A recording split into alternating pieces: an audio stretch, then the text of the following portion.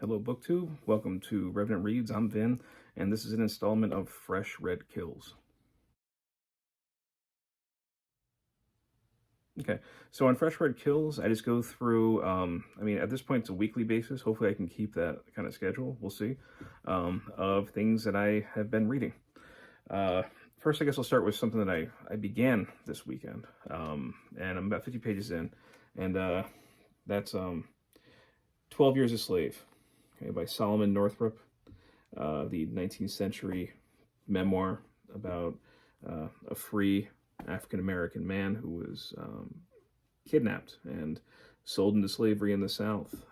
And this is the harrowing tale. And I'm only about 50 pages in, but it's a powerful read so far. I mean, I'd gotten this in a recent book haul. It is February in America. That is Black History Month, and I thought, I've always wanted to read this. I just got it. It's Black History Month. I should just jump right in and read it. And I'm glad that I did. Although, I mean, it's heavy stuff. I just got through the point where they have if you've read this or if you've seen the movie, it's been a while since I've seen the movie, so I don't know. I don't doubt they would have changed anything like this, but I don't really have a fresh memory of it. But when Eliza, a woman who thought she was on the verge of being set free and then gets sold and has her children sold out from, right from under her, right before her eyes. And that was a tough read. I mentioned on this channel that, I'm a horror fan. I could take a lot, but when it's real life stuff, real life horror, I mean, that can affect me. The fictional stuff doesn't bother me. But, that it was terrible reading about her experience, and Northup goes into, some heavy anguishing detail about it. And, definitely, it almost made me a little bit nauseous as a father to read something like that. And I will say, when I got done reading that part and I went and, went in the other room and saw my kids, I was definitely a little more patient with them when they interrupted me, about 100 times in an hour. So, yeah, I'm glad that I'm reading it, but it's a heavy read. It's going to be a heavy week as I finish this. Some stuff that I did finish, though. I did finish Monster Cinema, Quick Takes, Movies, and Popular Culture. This is part of the Rutgers University Press by a fairly known horror scholar, Barry Keith Grant. And it's just a perfectly fine, adequate primer on monsters. I wouldn't say that there's anything necessarily profound. A lot of the examples, I totally understand why he uses. I mentioned, I think in last week's video, that there were a couple errors that I saw, but that's not a huge deal. Honestly, they didn't ruin his analysis or anything. A couple of obscure choices. I didn't quite understand why he chose those movies to be representative, but yeah, there was one passage in here that I thought was worth looking at. He says, the pleasures of being scared by a movie are complex. The experience analogous to that of an amusement park attraction, like a roller coaster or fun house. In both cases, the event is controlled, part of a predetermined experience of fear that is in truth designed to keep one safe, even as one is thrilled. Just as a baby enjoys the safe thrill of being tossed in the air only to be caught, a monster movie is, after all, only a movie. Because monster movies provide us with vicarious but controlled thrills like that of an amusement park ride, it is no accident that so many theme park attractions, like Universal's Mummy Ride, are monster-orientated, or that the narrative of Jurassic Park is built on the idea of a theme park ride that fails. Yet monster movies serve many functions, and this is the part of the paragraph that I like. Among them, they exploit our fears of death and decay, either of the physical body or the body politic. They address our psychological need to come to terms with mortality and sexuality. They help us accept the natural order of things, including our inherently evil natures. They allow us to channel our own aggression and anger, and they provide lessons about the consequences of deviating from social norms. I always like passages like that to give kind of food for thought about the value of the horror film in culture. I think there's more than what's on that list. There are some decent examples.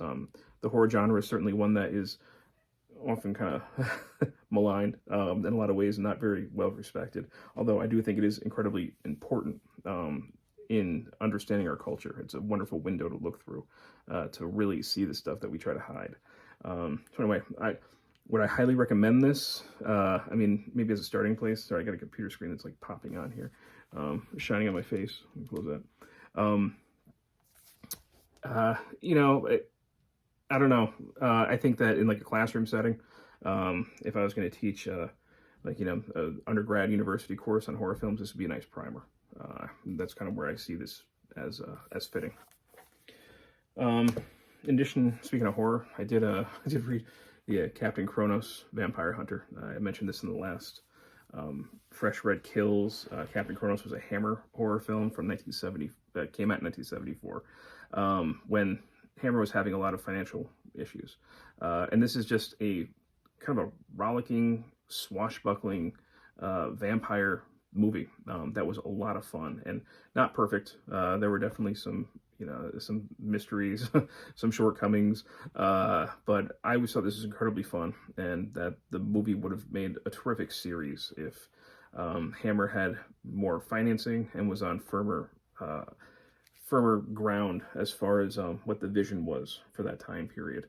And when I found out that there was comic books continuing the story that came out last couple of years, I definitely wanted to get my hands on one. Again, I saw this super cheap on a website, so I grabbed it. And it's fun. It's a lot of fun. They do a really good job going through the three main characters. You have Kronos himself.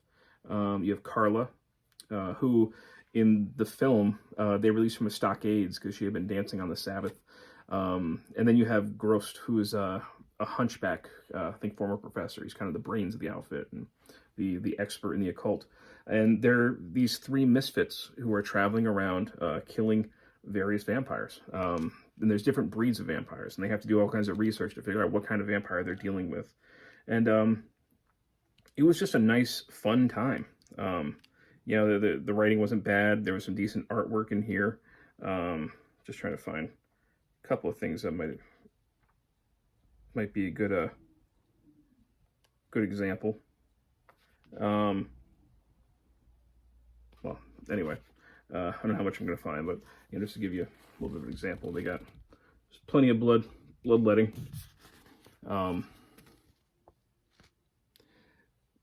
Yeah, I think it would be great if it's kind of reminds you a little bit of like a Solomon Kane from Robert E. Howard, a little bit like a Buffy the Vampire Slayer. There's all kinds of things you can see where you could bring this sort of story and the potential.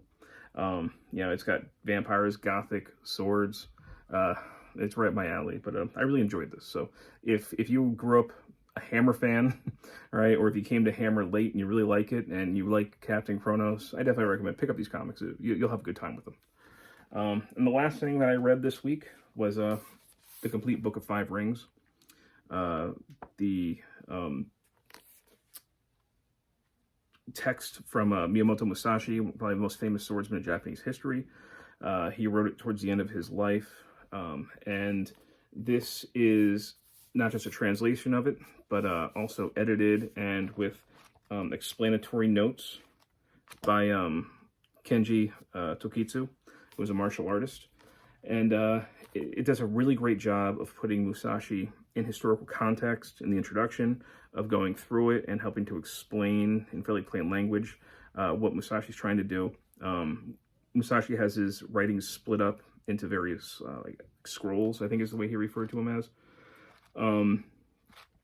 And really he's like talking about techniques for single combat, especially using 2 swords. That's what he was famous for, using the katana and the wakizashi, the long and the short sword, together. So he talks about dueling, then he talks about strategy in war, in battles. He was involved in several battles in his lifetime. And it even has some stuff from his earlier career to give a little more context and to maybe see some of his progress. And I was really impressed by this. Yeah, I'm not a martial artist. I would like to actually go into some martial arts research, especially involving the use of the katana. There is a Aikido place that's fairly close to me, but of course during the pandemic, just when I had time and money to maybe join that place, because they do bokken training, the wooden sword training, that I would like to actually do, so I can I do have a katana, but I don't really know how to use it yet, and I would like some training on it. So you learn some katas. But of course the pandemic hit, so I'm trying to figure out how to do that right now. But when I do get a little more experience with that, this is definitely one that I think I'm going to go back to again. So I really did enjoy this one. This will go right on the shelf. And lastly, this week, Peg from the History Shelf was kind enough to include me in a book tag, the History Trail tag, which I do plan on trying to film this weekend. So hopefully you'll be seeing a video of that soon. Peg, if you're watching this, I do plan to get it done as soon as possible. Okay. Those are the 3 books that I finished reading this week.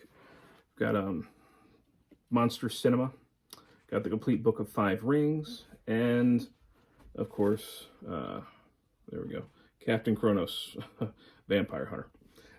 And I am in the middle, well, as I say, still the beginning of reading 12 Years a Slave. Okay, if you've read any of those, again, I'd love to hear your thoughts. All right, thank you, BookTube.